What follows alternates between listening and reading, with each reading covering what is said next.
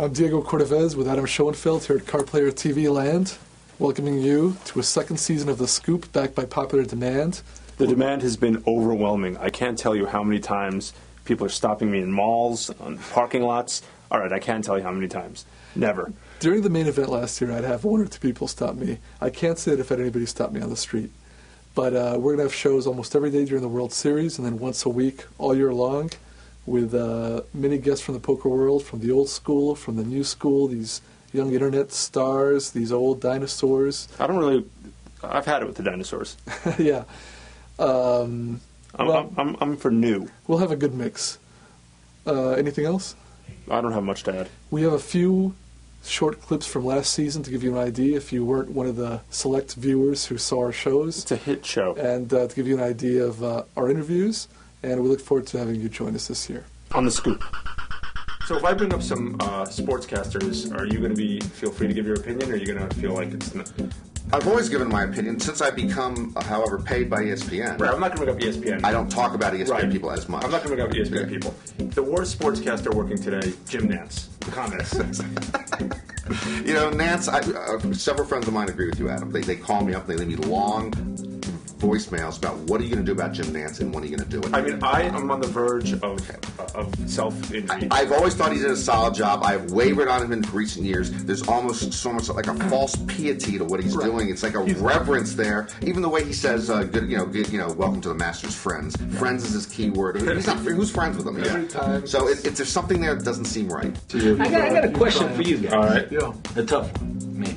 How much you think poker is like a microcosm of life, kind of, you know? Do you see that at all, or do you just see it as a game of cards and everybody makes too big a deal out of it? It's just a mathematical game of cards, and it's a game, and not really a sport, not life encompassing. Obviously, there are analogies between things that happen in poker and adversity and triumph, but to me, it's just like a constant stream of numbers, zeros and ones, baby.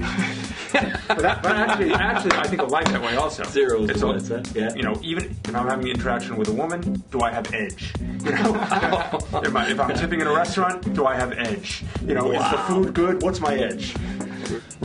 He might have played the hand absolutely brilliantly, and I don't really know, and I don't know whether I played it well, even though I knew what everyone had, and I think I made a play that used to work. I wouldn't say that you played it poorly. I think it all depends on what level everyone's operating on. So you assess the situation, and you assess the situation correctly, with the exception that he was going to call. Exactly. Now, he might, if he's calling because I got a pair of tens, then he didn't make a good play. But if he's calling because maybe he's thinking, Howard's thinking he can pick this up and squeeze me, the other guy's in a draw, then he made a brilliant play. And if Howard had an ace, maybe he would have checked it again and tried, If he's one of these internet whiz kids, he might have assessed the situation, and if he's a guy who likes pairs of tens, he didn't. It's completely, poker has changed, and I think it's changed for the better, except for the hooping and hollering, the little bit of classes coming out of it. I just don't understand these guys. They hit something, then jumping up and down. I'm like, we keep harping on that, but it's just crazy. When I put a 2-outer on a guy yesterday, I just made sure to zip my mouth, because when you win the pot, this is one of the first things I learned in poker. When you win the pot, just shut up. Yeah. If the guy wants to bitch a little, because that's fine, but when you win the pot, you can't be chirping. And right. You know as well as I do, 10 years ago, if you would have said hoop and holler after you hit that 2-outer, you would have been lynched outside the parking lot. You might get a boot up your ass. You don't want to try that at the old Binions. You would have got out of there, man. You wouldn't have got out of there. Well, I've been playing a lot of mixed games recently at the Bellagio, and it's not a good idea. I have to say, I'm a specialist in what I do, but the mixed games are fun. It's fun. It is, and it's like right. when I wake up and I stroll into the Bellagio and I see a bunch of people on tilt in the 50-100 no limit game. They just got knocked out of an event. That's where I'm supposed to be. Right. And I do have to admit, the mixed games are a lot funner. You're drawing and it doesn't feel like work to me yet. But also, you're not used to it. Yeah. So it's something new. A novelty. Exactly. So I'm in a tough game with Chow and these guys. Not a favorite, but I am having fun, and I'm not really. And you're losing. learning. So, and I am learning. Right. So now I played the horse, and I have to say it was a lot of fun. I mean, the time flew by. Every half hour, new game, and so you're always on your toes. Right. And when you're playing with the best in the world, you're trying to A, learn, and B, they're usually more fun at the table. They don't get too upset about a bad beat, and they're gentlemen, and you can joke around, and you can have fun trash talk and not really take it personally. Whereas if you're playing, in another tournament and you catch the wrong person, it sometimes isn't quite as Unpleasant. fun. Yeah, exactly. And a lot of players have actually developed their game on the internet, so they're sensitive to some of the very subtle online tells. I was playing with a kid today. You guys have to interview this guy. He plays 25 games simultaneously. Right.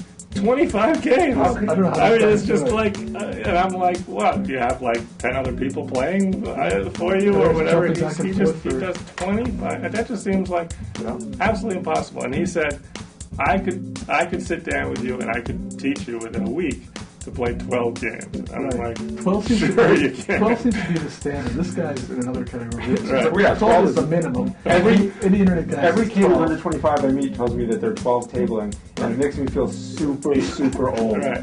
And it concerns me about all these young guys that win $1 million on the World Poker Tour and then the World Series of Poker. Because I know when you're 21, 22, 23 years old and you take down $1 million in cash, there's no way you're ever going to go out and get a normal 8-to-5 job. It's just not going to happen because you've been spoiled so young with the big bucks. And until you really understand, how tough that is to do. Right. These guys have never made a living playing poker. They think they're You invisible. understand? Right. They don't know what it's like to grind it out 8-10 hours a day, playing 15, 30, and 20, 40 poker to make a living playing poker. They don't know how tough it is.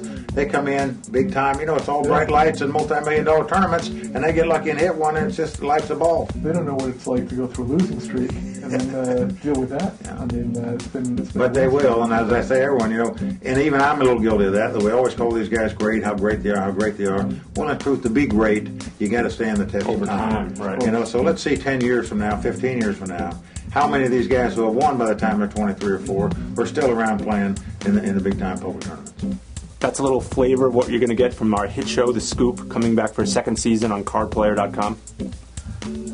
We welcome your suggestions for guests, for questions for our guests. Write us at The Scoop at cardplayer.com and look for us here on Card Player TV.